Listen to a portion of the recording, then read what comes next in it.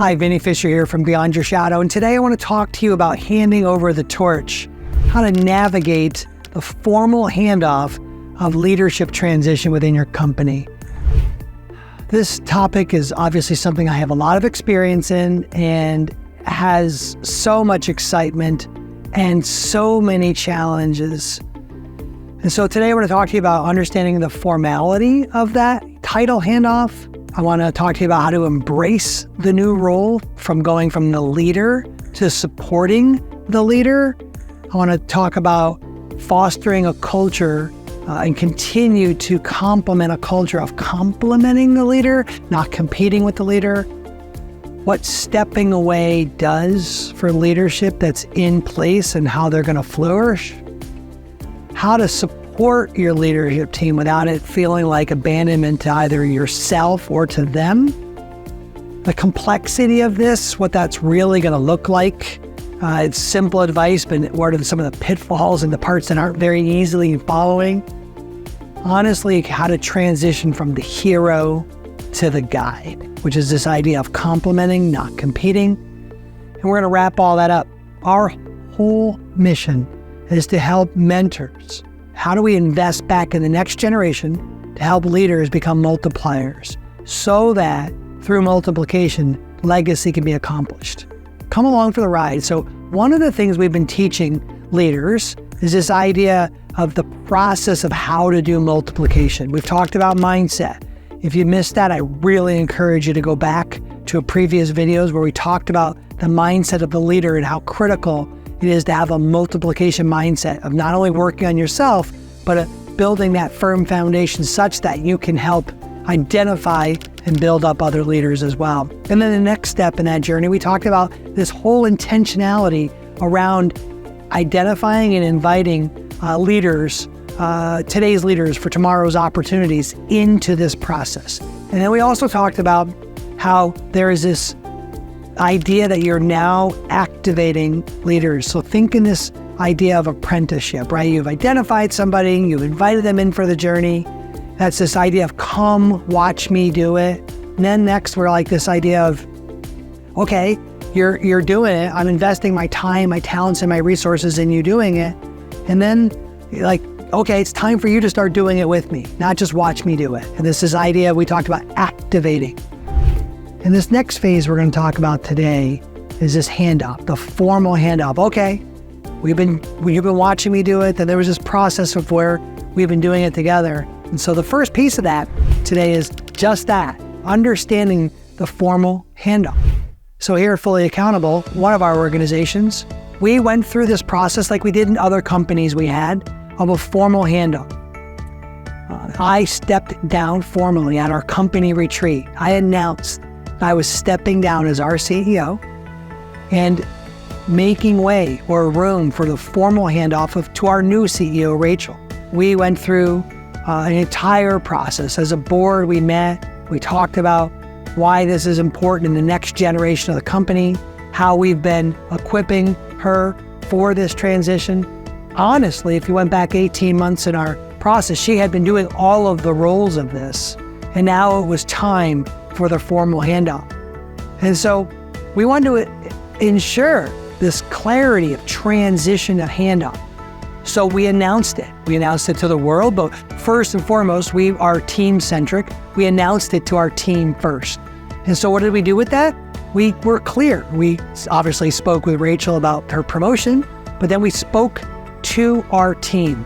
We made an entire celebration of it. We took the end of first day of our company-wide retreat all together, surprised a lot of the people there. They were excited, a little bit nervous, like, whoa, where are you going, old boy? But we embraced legacy, multiplication. Everyone started to see like, wow, if Vinnie's handing this off to Rachel because she earned it, then I can see some opportunities where I can step up and I can do it. And so we really validated the team, her, our process of really embracing ceremony there. And we were super duper excited. And so then the hard part kicks in. So we get through the retreat and, we're all the excitement. And then some of the questions start settling in, like, now what? And so this is the next piece I want to talk to you about, embracing a new role. for me, how do you go from the leader to the supporter?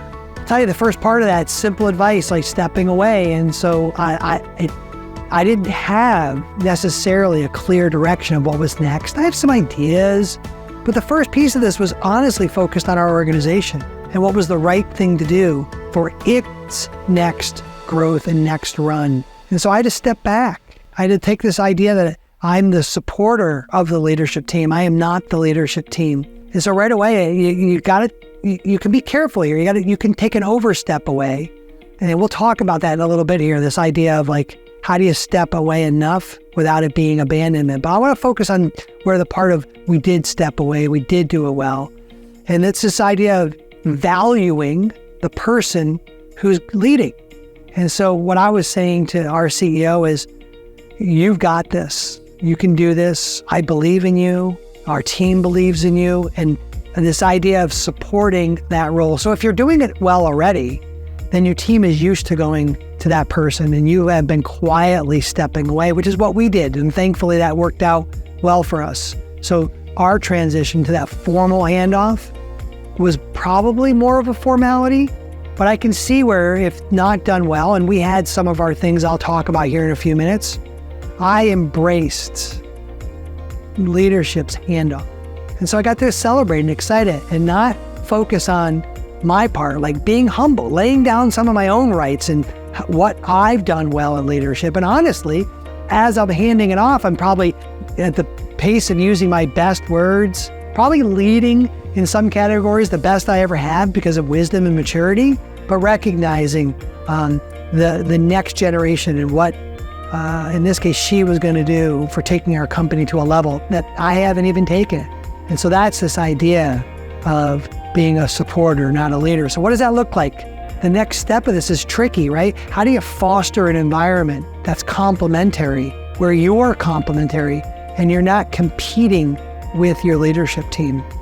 I think the first piece of that is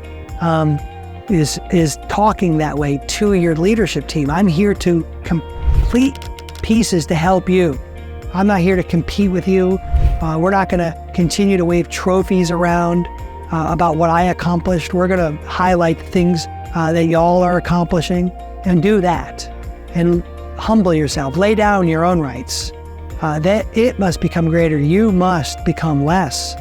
And so the attention and the authority all shifts. And you support that. You celebrate it.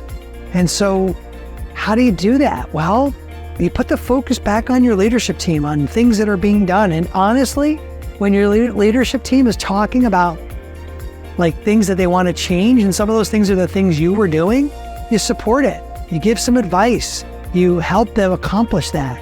These are their vision, their strategy. They're executing on it. And so that stepping away part in the next piece, it has really some challenges. And so how do you deal with stepping away so that your leadership can flourish? Well, one, if you just think about multiplication at its basic level, you own a company or you're involved in an organization where you're stepping away and the next group is leading. So all that weight and pressure is not on you. That there is truly another group and persons coming in and taking responsibility, while your team and your organization will see how valuable you really value the next phase of growth, and it's not all about you. And so what will happen there is they'll have more room to grow. That whole 70% principle will really come to life. And if you don't recall any of that, or you're not familiar with what I'm talking about, go check out our stuff on the 70% rule and giving leaders room to flourish and grow. And so you have to help them take their journey on the next phase of growth. And it'll involve them stepping up a whole nother notch of leadership. And so how do you remain involved in such a way that you're not interfering with their leadership style and their decisions? Well, here's my next piece, this idea, how do you support without abandoning? This is really hard. And honestly, I think when I look back at some of this last transition, I may have overcorrected and stepped too far away. Because how do I support and step away and allow full leadership to happen, but know that I'm there and I'm continuing to be around and offer guidance and be around for support without it looking like I'm lording over the situation. And this one's hard, right? In there is all kinds of things for me that look like founders guilt and all this stuff. Like people feel like I'm abandoning them. And we had, maybe some hurt feelings. And well, all of it was with real intentions to allow the next team to grow. And honestly, I just think you have to allow for some of that to happen. Some of that was because I didn't want to be titled as an accountant, even though I'm not one. I didn't want those things. But honestly, other parts of that was me honestly and genuinely allowing leadership to lead. So I think it looks like more stepping away and less overstepping boundaries, but it's delicate. And I don't know if I have it all figured out. I just know it needs to happen. And so that's the other part of this. This advice, it's simple, but the complexity of this simple advice is it's not always easy to do. And so this part where I just talked about stepping away without it being abandonment, I'd say we could have done better at that. I could have used my words in such a way to make it clear that I was stepping back to allow for leadership, not stepping away as not to invest in them. It's tricky. I don't have all the right answers, but thankfully we care about each other, and I can come back and be quick to repent and reconcile and always seek her and team and them. And it's tough, it's hard, but the transition is next. Going from hero to guide is such a big deal.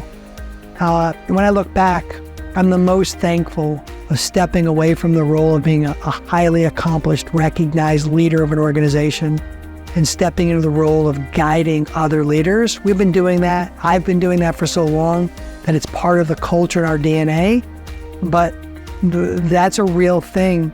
And so having this role change to being the chairman and no longer the CEO, it looks like you're not involved in the day-to-day. It looks like people are like, oh, that's what you used to do. What are you going to do now? That all is a real thing. And those are all emotions that go to you celebrating your leadership team. So I want to bring this all back together. What does that really mean? The handoff formally. I think some people, leaders, including somewhere in the past, were pretty good at kind of handing off authority. But this idea of formally handing off is really hard because it looks like it could be abandonment. It looks like it could be like, what am I going to do now? Like, this is my job. My identity's placed in that. All of this is really hard. But I want to encourage you in the formal handoff. This is how multiplication truly takes place. The benefits far outweigh the burdens. You becoming less, team, your other leaders becoming more is a big deal. I think a lot of that happens. This has got an emotional piece always attached to it because you invest so much of your time, talents, and treasures into these people, and you love them and you trust them. And then you hand off your baby and say, go do it. And you can do it. I've done it. I've seen many others do it. And so I really want to encourage you that this step is so critical next. You can do it. There's a cadence to this. That's why we've built out these tools to help you with mindset, invite, activate, and now hand off. And then you get the privilege to be freed up to do it all over again and help them and yourself do it again. I care so much about this subject that we have spent our time and our effort now, and we're moving forward with this idea of Beyond Your Shadow, where we are going to help leaders walk into these mentor roles. How do you do multiplication in such a way that the leadership team can multiply beyond you? And for you leaders who have executed well in some portion of this, or you're now entering your next career, I want to invite you into how to be a mentor to help leaders do exactly this.